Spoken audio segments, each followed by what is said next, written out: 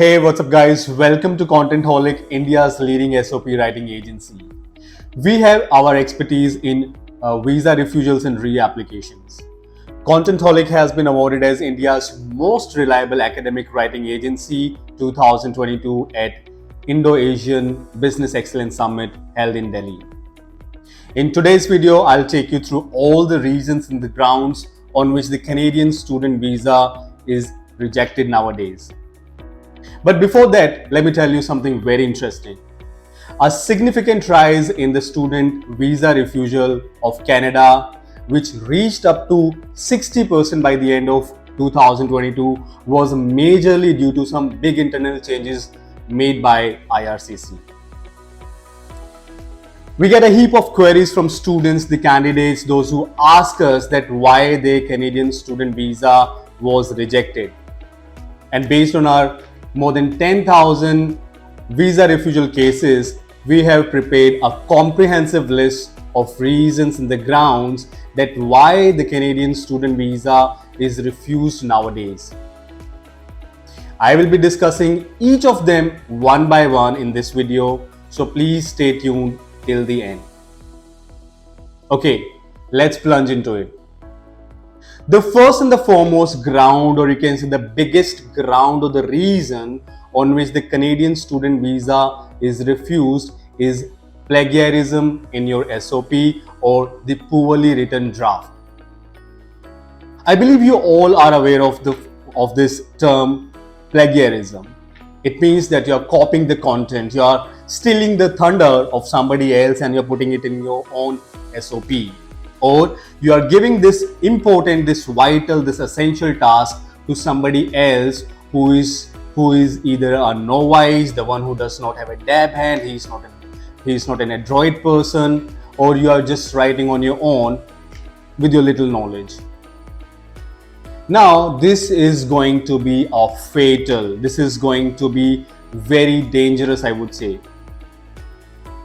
And please keep this thing in your mind that IRCC will never mention plagiarism in your rejection letter. They will simply write that your purpose of travel is not aligned with your profile, or they may write that you will not return back to your home countries. So please write your SOP with due diligence, with all the rational and the prudent ideas and everything. If you cannot do this, give it to somebody who knows each and everything about SOP writing, right? So the next one is lack of supporting documents.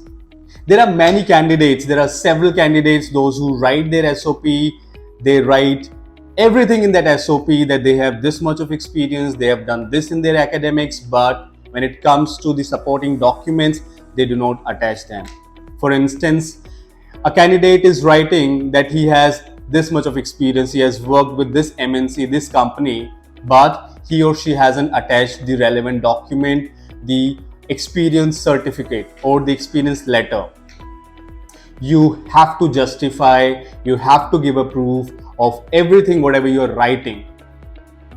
So if you're saying that you have done this in your academic, you have done this course, this diploma, this degree, attach the relevant document, the supporting document for that. If you're saying that you have done, you have gained this much of experience from this company, you have worked in this company, so attach the experience letter of the same. Otherwise, you may end up a refusal. Next, lack of financial support.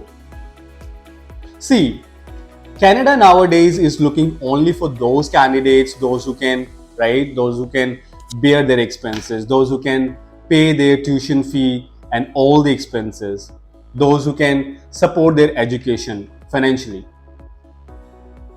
Either you yourself is supporting your education in Canada or any one of your family member is supporting you financially. So the bank statement or any other relevant document which needs to be uploaded there, please do that.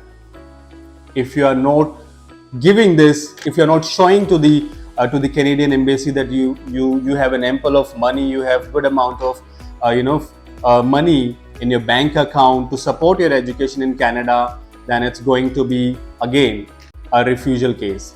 So please do take care of that as well.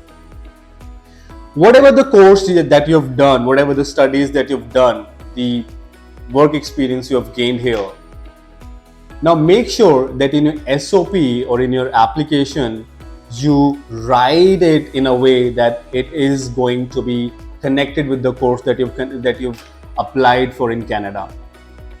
If you've done something in something in commerce and you are applying a course in Canada which is a science course, now it's not going to be the same. If you've done something in arts, or if you've done a kind of diploma or any degree, but if it is not related to the course that you're going to apply in Canada, then no, it's going to be in a very negative way.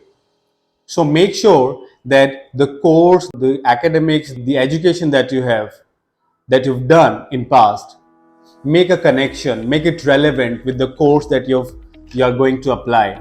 So there should be a relevancy between both the courses, and you have to justify this with good linking.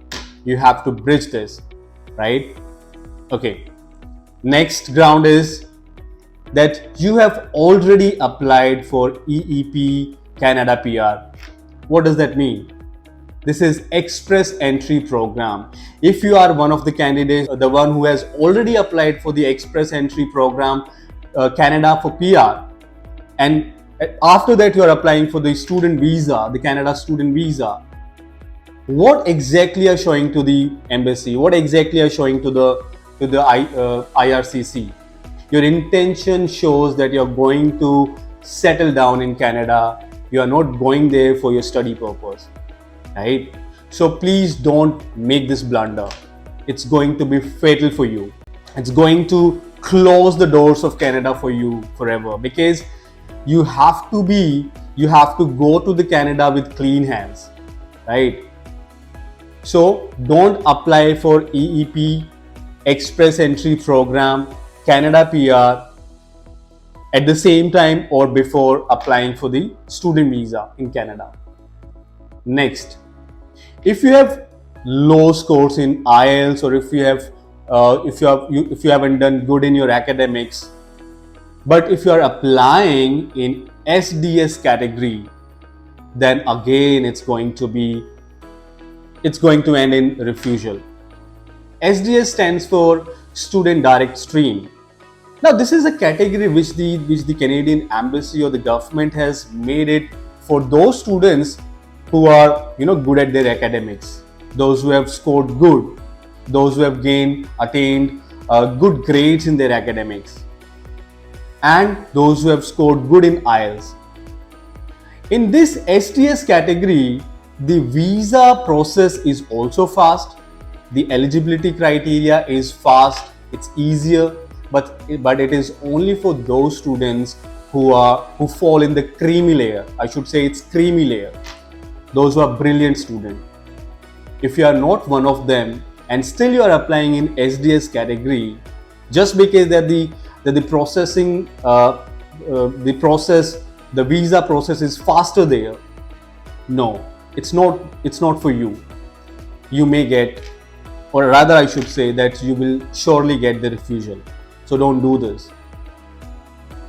If any of your sibling or any of your relative is already living in Canada and you have applied for the Canada student visa, then again it's going to give an impression to the Canadian Embassy, IRCC, that your intention is to settle down in Canada. So if any of your sibling, any of your family member is already living in Canada, so this is something which is going to give you some kind of repercussions.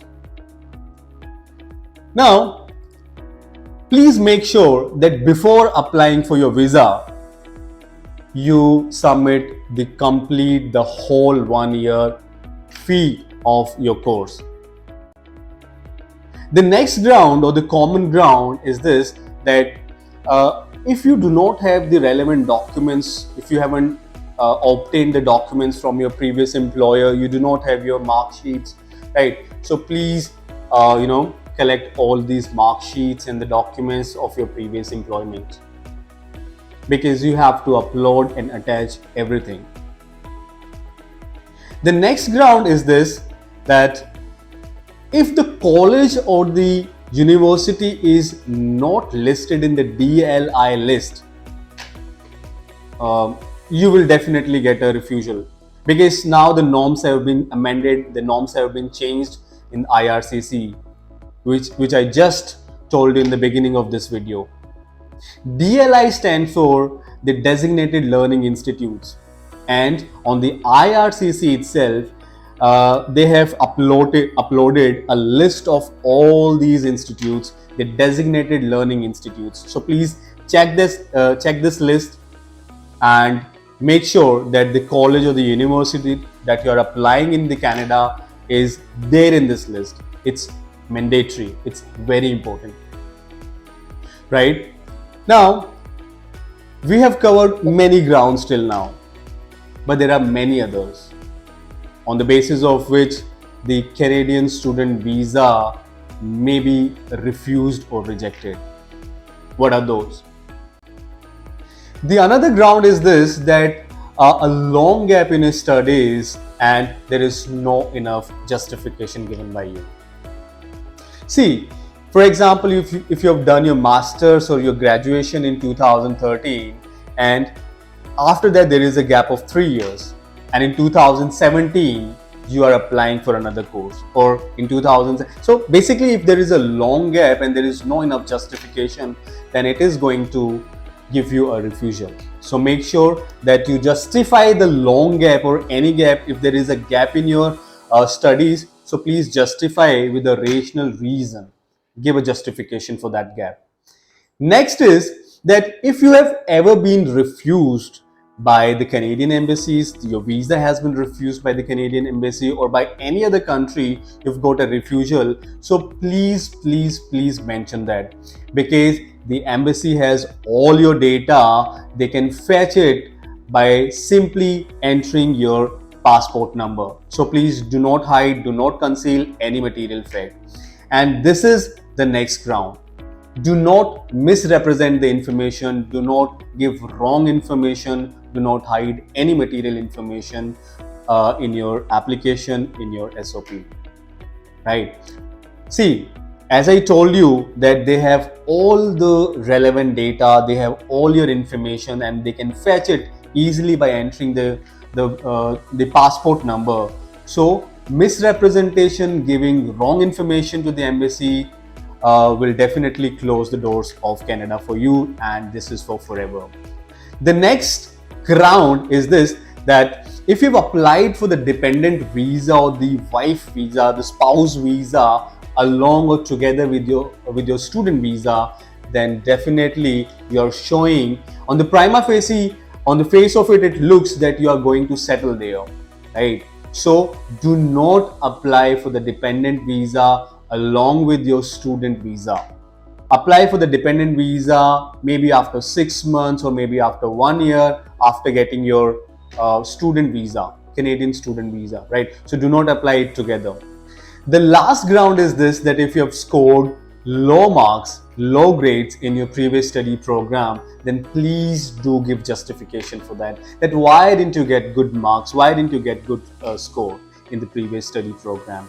Please do give justification for the same, right? Thank you so much for watching. We've come to the end of this video, and please do share, like and subscribe, and follow Contentholic for more such videos.